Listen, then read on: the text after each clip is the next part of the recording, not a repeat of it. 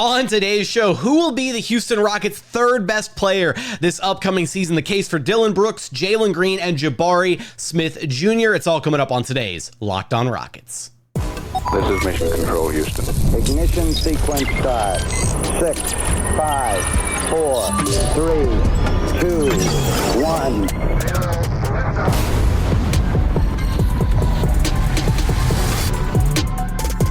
What's up and welcome to another edition of Locked On Rockets, your daily podcast home for everything Houston Rockets basketball. As always, I'm your host, Jackson Gatlin, native Houstonian and credentialed media member. I'm also the host of Locked On NBA Mondays. Be sure to follow along wherever you listen to your podcasts or on YouTube. Just search Locked On Rockets. Be sure to like, comment, and subscribe. Now, today's episode is brought to you by Game Time. Download the Game Time app, create an account, and use code Locked On NBA for $20 off your first purchase. Terms apply. Download Game Time today. What time is it? It's game time. And as always, thank you so much for making Locked On Rockets part of your day every single day, whether it's on your way to work, on your lunch break, in the gym. Thank you for being an everydayer.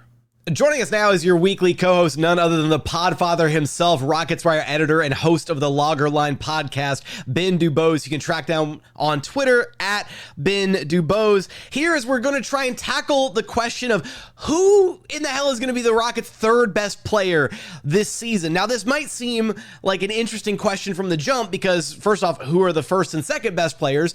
We're going to go into this show kind of operating under the assumption that Alperen Sengun, who was the Rockets' best player last season, will remain the best player, at least going into this season. And then Fred VanVleet was very clearly the second most important player on this Rockets roster last season.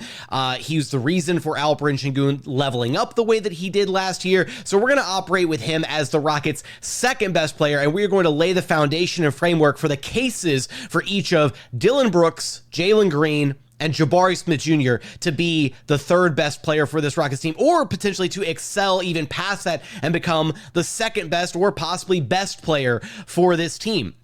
Now we're going to start. Yeah, go for it, Ben. I would add with Fred, I don't know if you saw this, but Bleacher Report recently had a ranking of the most underrated NBA players of the last 5 years, going by at least fan perceptions. And Fred was at number 1 in the entire league. So I think if you watch him on an every game basis, which hopefully most of our audience does, you can appreciate that. But if you're looking at just the traditional box score numbers, the points, the assists, I don't think those do justice to the totality of Fred's contributions, the spacing, the gravity, the passing, the leadership, the defense. He checks so many boxes, both on and off the court. When you look at the on-off numbers, the differentials. So if you look at just the traditional numbers, you can make a case that maybe Fred isn't going to be one of your two best players. But when you look at the impact on winning, the impact on the team as a whole, culture, I think Fred is clearly number 1 or number 2. So I would just add that. I'm glad that the Bleacher Report gave him his due. And what's most noteworthy about that, Jackson, so the last 5 years, Fred did have one All-Star year in 2022 with the Raptors, but that 5-year span doesn't even include when he was a key part of Toronto's 2019 NBA championship team, because that was technically 6 years ago. So he's the most underrated player of the last 5 years, entire NBA, according to Bleacher Report. And that's not even including his championship season. So yeah, even if some of the traditional numbers don't do Fred justice, I think we and Rockets fans know what he means to this team. And he's definitely one of your two best. Absolutely. And again, we're operating under the assumption that he's one of the two best going into the season. This doesn't mean that he's going to be, the second best player or the second most important player on this team throughout the entirety of the season. In fact, we can make, some arguments a little bit later on in the show that maybe some things went poorly as far as, pardon me, that maybe some things went poorly as far as the Rockets' development, as far as, what happens with these seasons with Jalen Green, Jabari Smith Jr., if Fred VanVleet is still your second best player by season's end, that might, be cause for certain, concern in the Rockets fan base. But we'll start with the name that I think was arguably their third best player last year, and that's Dillon Brooks. Now, that might rub people the wrong way, because obviously Jalen Green had his, monstrous end of the season. That month of March was insane, but you have to still kind of, grapple with the fact that he really struggled for 2/3 of the season, right? So you can't really say, oh, he was the Rockets' third best player all year long. He was clearly their best player, for a month out of the season, especially with Alperen Sengun going down due to injury. So there's that to consider. I think you could maybe make an argument that like Jabari Smith Jr. could have been in that mix with the way that he kind of leveled up last season. But I think by and large, the most consistent player that the Rockets had, who was their third best player last year, was Dillon Brooks. But I don't necessarily like his chances to repeat this upcoming season as the third best player, largely because, again, it feels like this is the season where guys should be taking massive steps forward. Jalen Green, Jabari Smith Jr., to name a few.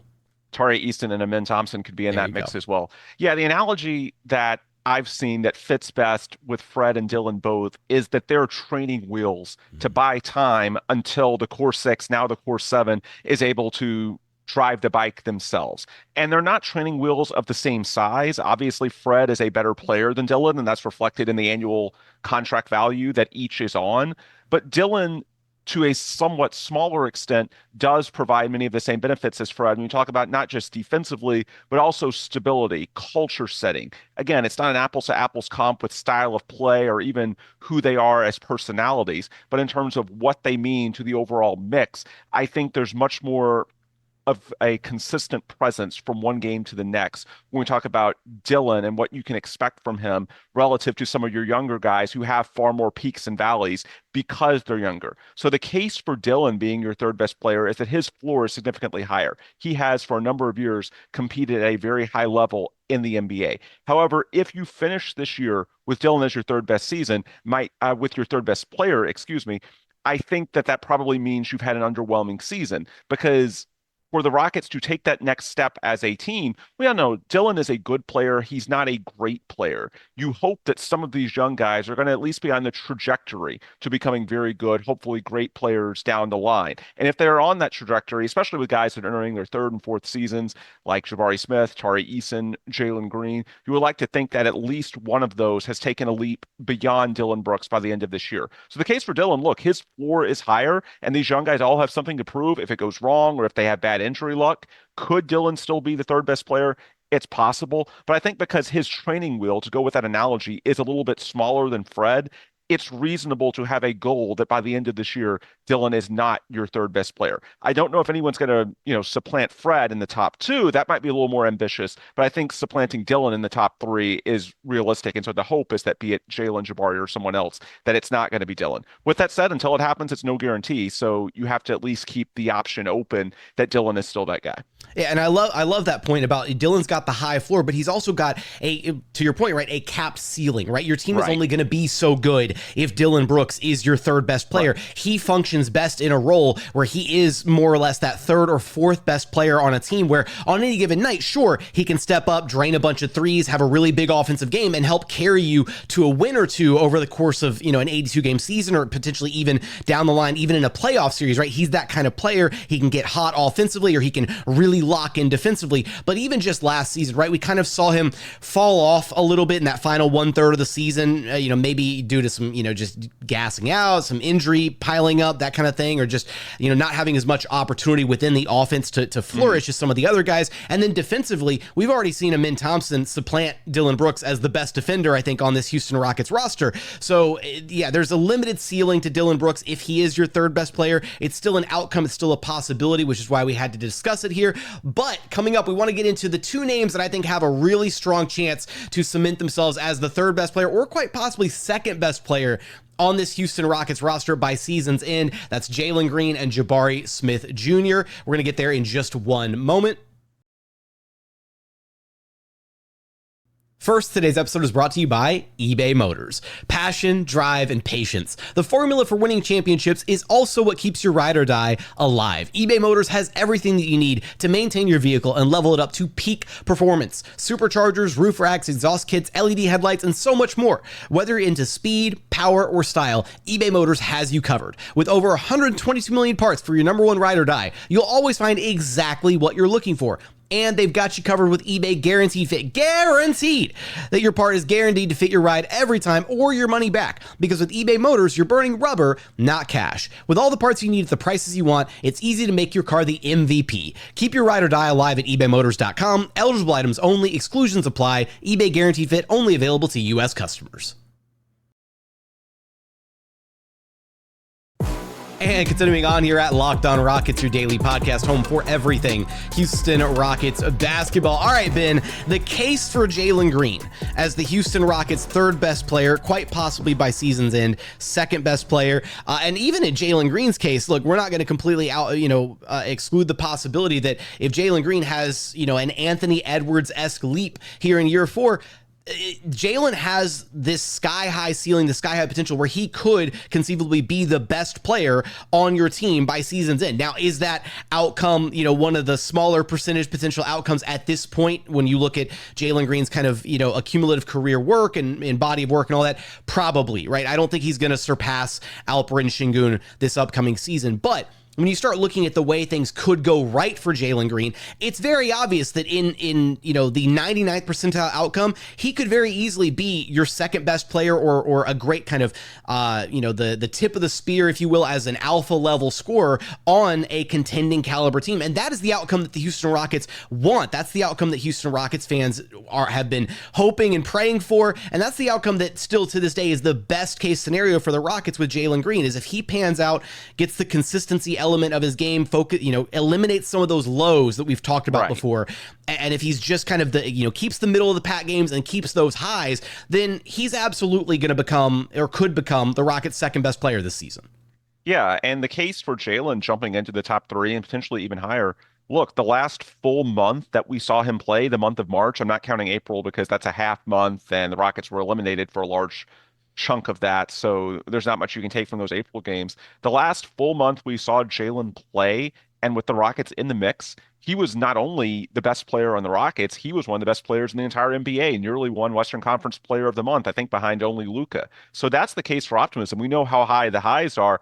It's just when things aren't going his way, he needs to find some way to impact the game in other areas, to where when he's not your first or second best player, he doesn't fall all the way to 7, 8, or 9 because he's not providing value in other areas. That's where, to close the loop on Dillon Brooks, even if Dillon is having an off shooting night and we know he occasionally has some of his issues with shot selection, look, Dillon provides a high motor every single night. We know what he can do on the defensive end of the court. He takes pride in that. So even if the shots aren't falling, even if he's getting a little too aggressive offensively, he is still going to provide value in other areas. The key for Jalen is going to be, if the threes aren't falling, can he find the areas of the game outside of long distance shooting to make an impact? Can he get to the rim consistently? Can he draw fouls? We talked about that in episodes within the last few weeks. Can he defend at a high level? Because in terms of lateral quickness, he is still one of the Rockets' best point of attack defenders, at least in terms of his athletic gifts and what theoretically he can do. So yeah, that's the big question for Jalen. We know that when he is right, he's definitely one of the 3 best players on this team. The key is to have those games where he's not at his best, to not have Jalen fall to like the 7th, 8th, or 9th most impactful player. So that overall, even if it's just say, the good games, he's 1st or 2nd, and the bad games, he's 4th or 5th, then the aggregate, the average is going to be, in the top 3. So how do you get those games where he's not, scoring 30 points at high efficiency? Can you take those from being dreadful and non-impactful to where he's still at least functional, at least capable and playing at a quasi-starters level? If you can do that, then yeah, he can absolutely get in the top 3. My thing was a lot of last season, through the chunks of the season where Jalen was struggling, it was because the Rockets had alternative options to go to in the roster, whether it was, Aaron Holiday closing games or, even for stretches, there was Tari Eason, right, who was in some closing lineups instead of Jalen Green situationally throughout the season. Jeff Green was another option. The thing is now, though, and I think that, Jalen deserves a lot of recognition for this, is he has become a much more well-rounded player. And that was Ime Udoka's message. That was his goal for Jalen Green, was to become more well-rounded, to become a better defender, to become a better rebounder, to become a better playmaker. And so Jalen now brings all these other things to the table, to where Yeah, maybe he's in a vacuum still not as good of a one-on-one defender as, say, Dillon Brooks or Tari Eason. But when you start factoring in, okay, but he can play make at a level that neither of those two guys can sniff. He, still can get downhill. He can get to the free throw line. He can do all these other things. Now you're starting to add that value that you talked about, right? What other value is he bringing to the table if the shot isn't falling? And I do think that helps Jalen Green's case considerably to try and become, the third best player, one of the top three on this roster. And the other element is also he's just going to have more opportunity than a lot of other guys, right? The ball is going to be in his hands a lot this upcoming season, and that affords him more runway to try and become one of the three best players on this team. The case for optimism with Jalen is exactly what Rafael Stone said at the trade deadline after the Rockets chose to stay the course, which is that he has a skill set that very few other players on this roster have. In fact, I think Rafael's quote was that no one has his skill set. So in terms of perimeter creation and bucket getting, I'm oversimplifying here, but you know what I'm getting at. It's not like there's a guy on your bench that you can turn to fill that role. There's going to be nights, especially in the half court, where it gets sticky and you just need his athleticism, his speed, his burst to go out and make you something out of nothing. And so Jalen's going to get opportunities because his skill set is rare, as Rafael Stone said. The other thing that I think could play into not just Jalen, but also the units that he's used in for this upcoming year, talking about 5-man units. I think the Rockets found by the end of last season, and Jalen alluded to this himself in an interview he did with Kelly Eco in February or March. I think the starting lineup, the way it was for most of last season and will likely be to start this season, Fred, Jalen, Dillon, Jabari, and LP, I do think it's a little more difficult for Jalen when he is the only top shelf athlete out there. None of those other guys are bad athletes, but Jalen's the only rim pressure guy. And so when defenses can disproportionately load up on him to take away those driving lanes, the transition opportunities, I think that it makes it a little more difficult for Jalen to get those points that get him going. We know he's a rhythm player, and so if you can take away those opportunities for him to start feeling good early in the game, then there can often be a spiraling effect. I think what happened late in the year, it's not so much that Sengun wasn't on the court. We know how that narrative got started with the winning streak in March. I think it was more that Sengun's replacement was Amen Thompson, and so when you put Amen on the floor, you had a second top shelf athlete. And that really opened up the floor a little bit more for Jalen. That interview that he did with Kelly Eco, he referenced wanting to play more with Amen and or Cam Whitmore. I think you can throw Tari Eason into that same bucket as well. It's just Tari Eason was already out for the year by that point. The idea is that if you surround Jalen with at least one other top athlete, someone in that Amen, Cam, and Tari tier that can get out in transition, then it can make it a lot more difficult for defenses to sort of load up on the transition, the athleticism angles that Jalen brings to the court. And so does that mean eventually playing someone like Amen, Tari, or Cam with your starters? Does it mean, staggering the minutes to where Jalen's playing a little bit more with your bench guys? It could be a lot of different things. But I think that's something that going into next season, we're going to see Ime Udoka do more of. A lot of last year was about learning how to best use the players that were given to Ime Udoka. And I think by the end of the year, they realized, hey, this is something that unlocks the best version of Jalen. So be it playing, that bench mob with the starters a little more, at least one of them, or playing Jalen with the bench guys. I do think having another top athlete by him is sort of the thing that you can point to feel more comfortable in what he's going to give you next season.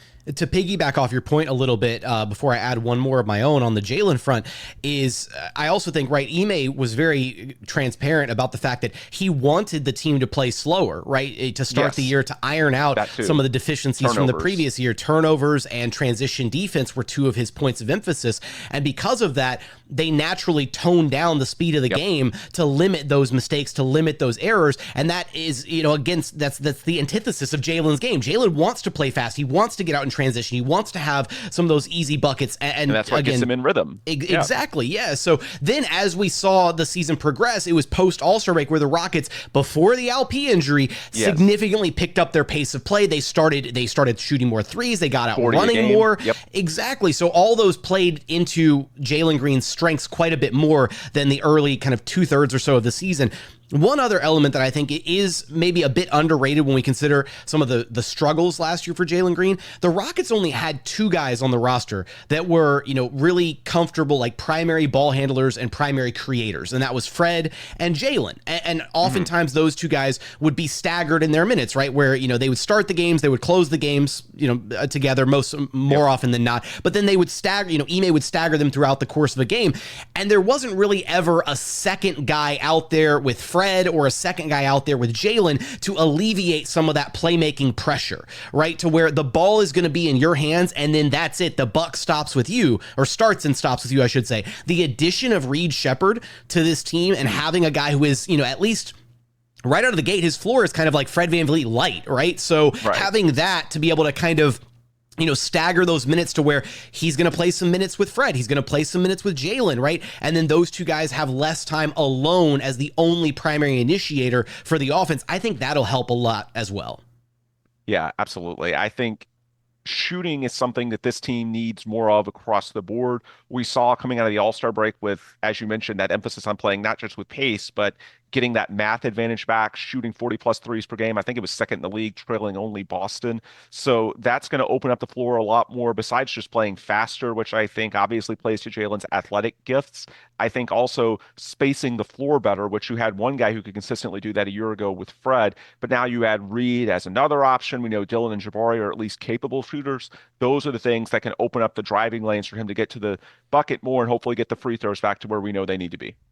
And then that is the case for Jalen Green to become the third best or quite possibly second best player on the team this upcoming season. Last guy that we've got for you, though, the case for Jabari Smith Jr. We're going to get there in just one moment.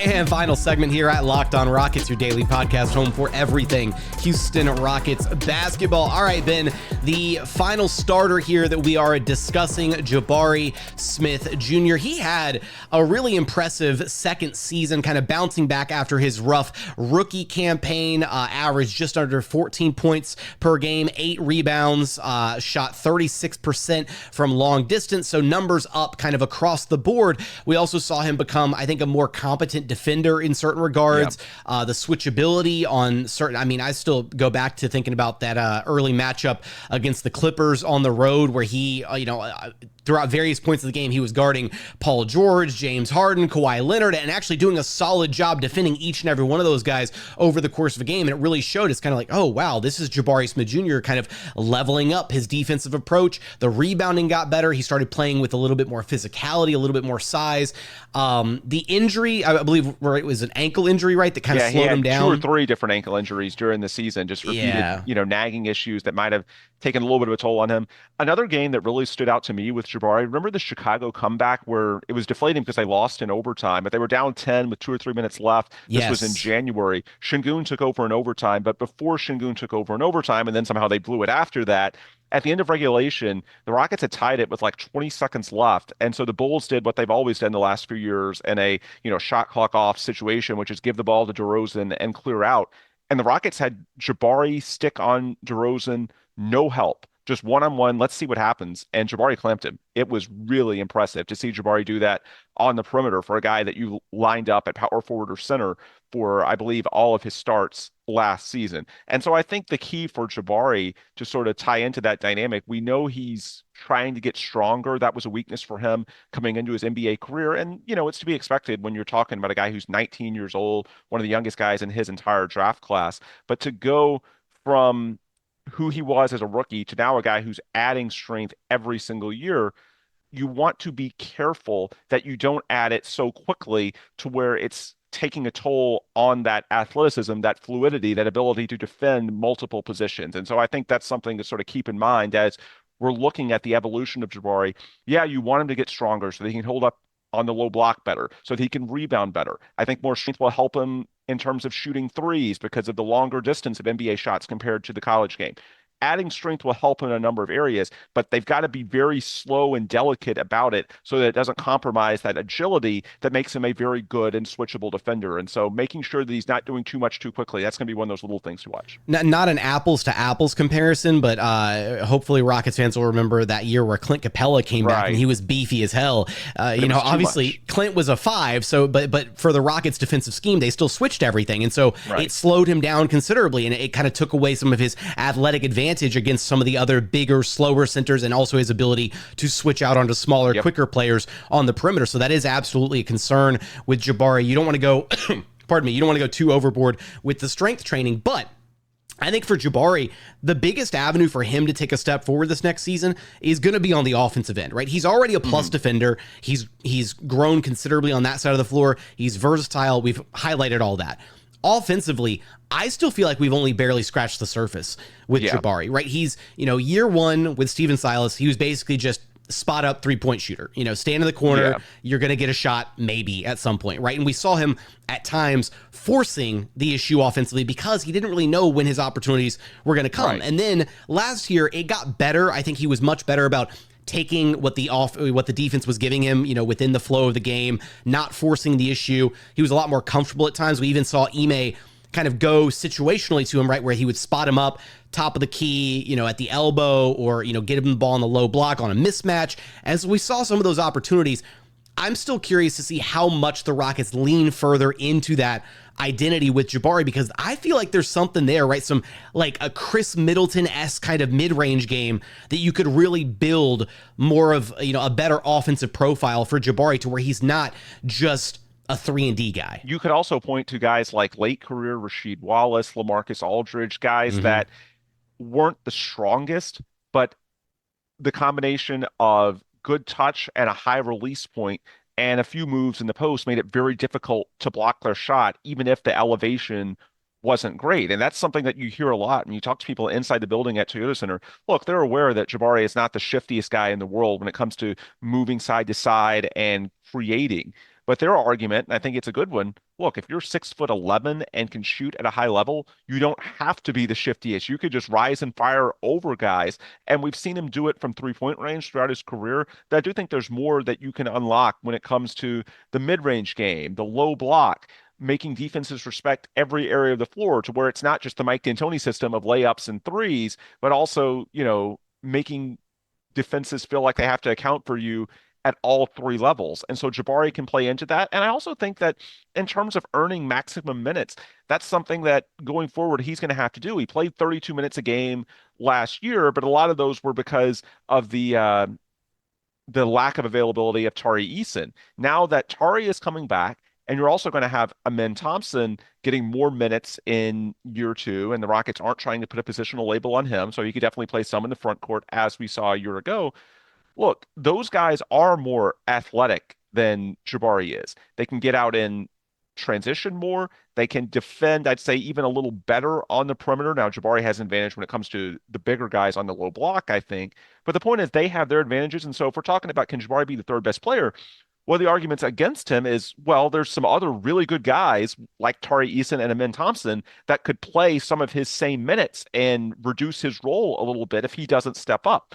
Well, the case for Jabari to, not supplant those guys, but to maintain at least a little bit of an edge, Jabari is a better shooter and a better scorer than those guys, at least to this point, because he has the ability not just to shoot threes. It's not just about floor spacing as someone who can, camp out on the perimeter, but also can actually get you a bucket in the half court against set defenses that can go out. You can give him the ball in the low block and he can hit a fadeaway. He can hit a mid-range shot out of the pick and pop, little things like that. That is Jabari's advantage relative to guys like Tari and Amen that are not nearly as established when it comes to the totality of their scoring package, if you will. So for Jabari, it's not just that the Rockets need that, which they do. It's also that he needs it individually to play the minutes. If we're talking about him being, the 2nd or 3rd best player on the team and taking a leap, because there's other guys that are candidates to play those minutes that, they can make strong arguments too. So Jabari, it's not just,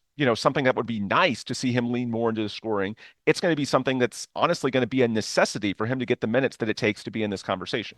And that's kind of the big question ultimately falls with Ime Udoka, right? What does Ime view for Jabari Smith Jr.? Because at the end of the day, Jabari isn't really given, I guess his skill set doesn't allow him, I should say, the opportunities to really, if the defense is scrambled and then he gets a kick out or whatever, he's not the best at attacking off a closeout, right? Like, I think he should be better in that regard, right? He should be able to simply, take a one dribble pull up from the mid range from where he's comfortable at, or, he should be able to use his length and drive into the basket and finish, through contact or finish above and around defenders. We saw him do that a little bit last year, but I do think that's going to be kind of the issue here is it feels like Jabari has a very unique skill set, but you need to lean into that skill set. You need to say, okay, hey, we're going to post up Jabari. Hey, we're going to play him at the elbow. We're going to give him his touches in the spots on the floor where he's comfortable. And we saw that a little bit last year, but it's going to take Ime Udoka and the Rockets really deciding, hey, we want to lean more into this version of Jabari.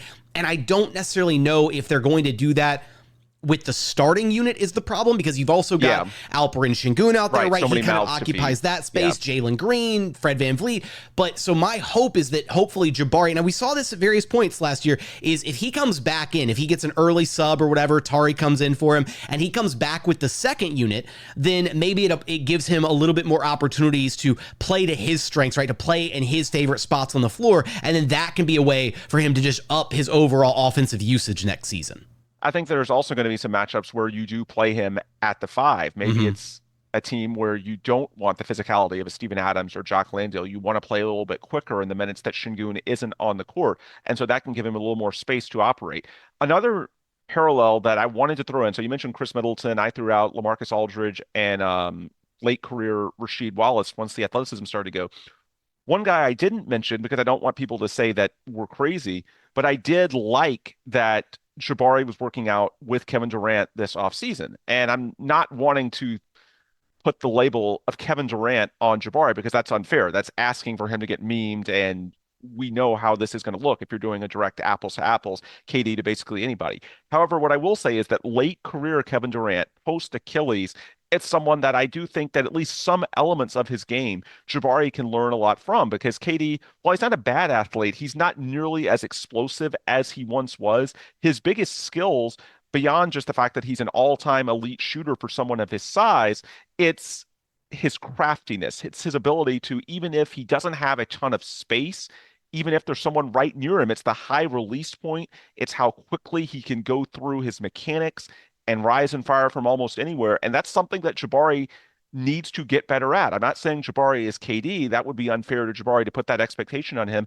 However, I do think that there's elements of late career KD that Jabari can learn from when we're talking about a 6'11", maybe 7-foot guy that has a great jump shot, but isn't the shiftiest or most explosive from side to side. How can he get off those shots in tight spaces? I think KD is a perfect guy for him to learn from when you look at Jabari's skill set. And so that's why I really love seeing those videos this offseason.